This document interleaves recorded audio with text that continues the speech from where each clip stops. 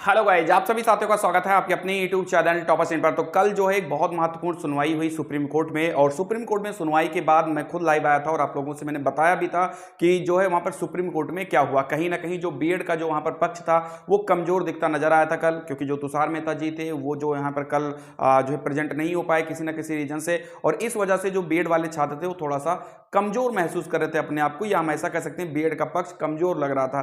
फिलहाल कल क्या क्या चीजें हुई है उनके बारे में न्यूज़पेपर में भी आज आया है, और पूरा विस्तार से जो है इसमें लिखा गया है कि क्या क्या चीजें हुई है, केंद्र से क्या जवाब मांगा गया है, क्या चीजें हैं, हर एक चीज हम लोग यहां पर देखने वाले हैं। आप यहां पर न्यूज़पेपर के माध्यम से देख सकते हैं कल की हियरिंग की हर एक चीज बताई गई है। सोमवार तक का जो टाइम दिया गया है उसमें क्या क्या टाइम दिया गया है, क्या चीजें होने वाली है, उन सभी चीजों पर हम बात करेंगे। तो वीडियो को स्टार्ट करें उससे पहले अगर आप लोग इस यूट्यूब चैनल पर नए हैं तो प्लीज सबसे पहले आप चैनल को सब्सक्राइब कर लें, क्योंकि आप देख रहे हैं कि लगातार इस चैनल के माध्यम से आप लोगों को बीएड वर्सेस बीटीसी से जुड़ी हुई सारी इंपॉर्टेंट इंफॉर्मेशन आपको टाइम से दी जाती है। तो चलिए देर नहीं करेंगे, स्टार्ट करते हैं वीडियो को। तो यहां पर आप हमारे स्क्रीन पर देख रहे होंगे और स्क्रीन पर आपको दिख रहा होगा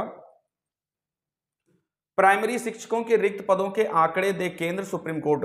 बीएड को प्राइमरी में प्राइमरी शिक्षक पद के अयोग्य मानने में संशोधन के लिए सोमवार को जो है यहां पर सुनवाई हुई है, और यहां पर बताया गया कि कोर्ट के समक्ष मुख्य मुद्दा यह है कि 2023 के फैसले को पूर्व प्रभाव से लागू माने या बाद से, यानी एक सबसे बड़ा सवाल यही है। और जो सुनवाई आज के टाइम पर चल रही है, दरअसल बीएड को तो प्राइमरी बाहर कर दिया गया, ये तो सभी को पता है, लेकिन जो सुनवाई आज के समय में चल रही है सुप्रीम कोर्ट में वो ये चल रही है कि बीएड का जो ये आदेश आया था 11 अगस्त 2023 वाला, ये 11 अगस्त के पहले से भी प्रभावी हो जाएगा या 11 अगस्त के बाद से प्रभावी होगा। अगर उससे पहले प्रभावित होता है तो कहीं ना कहीं बहुत ज्यादा जो नौकरियां हैं वो खतरे में आ जाएंगी, और अगर उसके बाद से प्रभावी हो रही है तो उसके पहले की जितनी भी नौकरियां हैं वो सभी के सभी बच जाएंगे। ठीक है, फिलहाल इसमें हुआ क्या है हम उन पर थोड़ा सा चर्चा करते हैं। एक सेकंड, थोड़ा इसको हम बड़ा कर लें ताकि आप लोगों को भी अच्छे तरीके से दिखाई देने लगे। ठीक है, चलिए चलिए, आई होप अब दिख रहा होगा आप लोगों को। ठीक है, यहां पर लिखा है कि प्राइमरी शिक्षक पद पर भर्ती के लिए बीएड डिग्री धारकों को अयोग्य मानने के फैसले में संशोधन की मांग पर सुप्रीम कोर्ट सोमवार को सुनवाई करेगा, यानी सोमवार की अगली इसकी सुनवाई होने वाली है। कोर्ट के समक्ष विचार का मुख्य मुद्दा यह है कि गत वर्ष 11 अगस्त 2023 को दिया गया फैसला पूर्व प्रभाव से लागू माना जाएगा या बाद से। मध्य प्रदेश सरकार और अन्य कई पक्षकारों ने अर्जी दाखिल कर यह भी मुद्दा उठाया है कि सुप्रीम कोर्ट के फैसले के बाद बीएड डिग्री धारक प्राइमरी शिक्षक का क्या होगा, क्योंकि कोर्ट के फैसले के बाद देश भर में बीएड डिग्री धारक प्राइमरी शिक्षकों की नौकरी पर संकट आ गया है।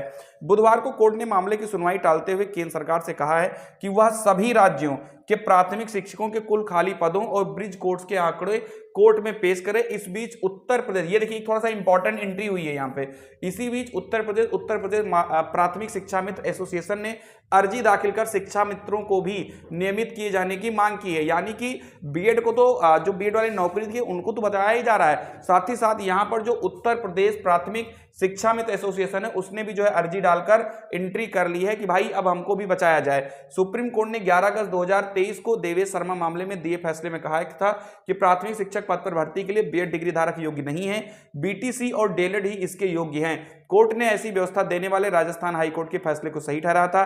सुप्रीम कोर्ट के इस फैसले को देशव्यापी असर हुआ और बीएड डिग्री धारक प्राथमिक शिक्षकों की नौकरी पर संकट आ गया। मध्य प्रदेश सरकार और बहुत से प्रभावित लोगों ने सुप्रीम कोर्ट में अर्जी दाखिल कर आदेश में संशोधन करने की गुहार लगाई है। बुधवार को जस्टिस अनिरुद्ध बोस और सुधांशु धूलिया की पीठ ने सुनवाई की।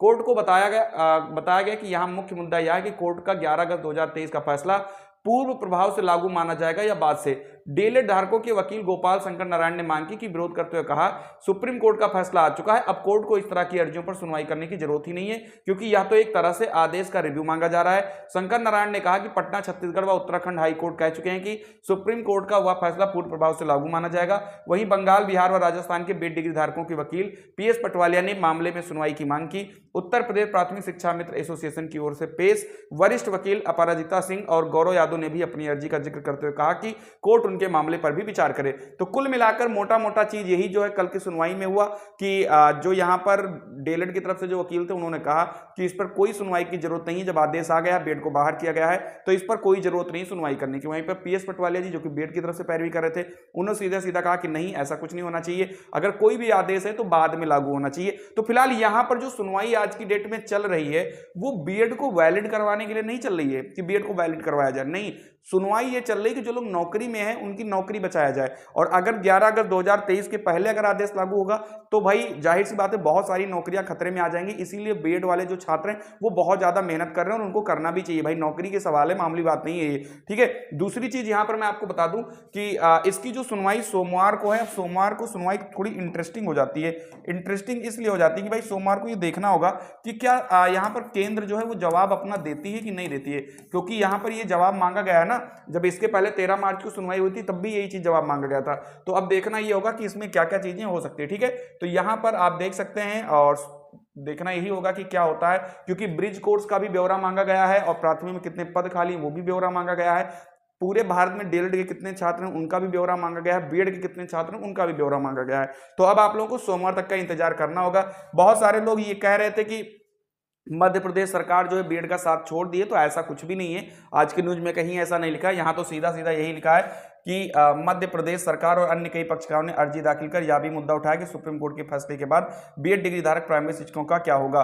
तो कहीं ना कहीं ऐसा कुछ भी नहीं है जो चीज़ आपको बताया जा रहा है। हालांकि मैं भी ये नहीं कहता कि कंफर्म यही है, बट हाँ मुझे नहीं लग रहा है कि मध्य प्रदेश सरकार अपना हाथ पीछे कर रही है। अगर वो हाथ पीछे कर लेती तो फिर जाहिर सी बात है केस ही खत्म हो जाता। तो ऐसी बात नहीं है। बाकी आप लोग सोमवार तक का वेट करिए, जो भी अपडेट होगा वो मैं आपको चैनल के माध्यम से जरूर बताऊंगा, ठीक है। अपडेट अच्छी लगी तो प्लीज वीडियो को लाइक कर दें, चैनल पर नहीं तो प्लीज सब्सक्राइब कर लें। जय हिंद, जय भारत।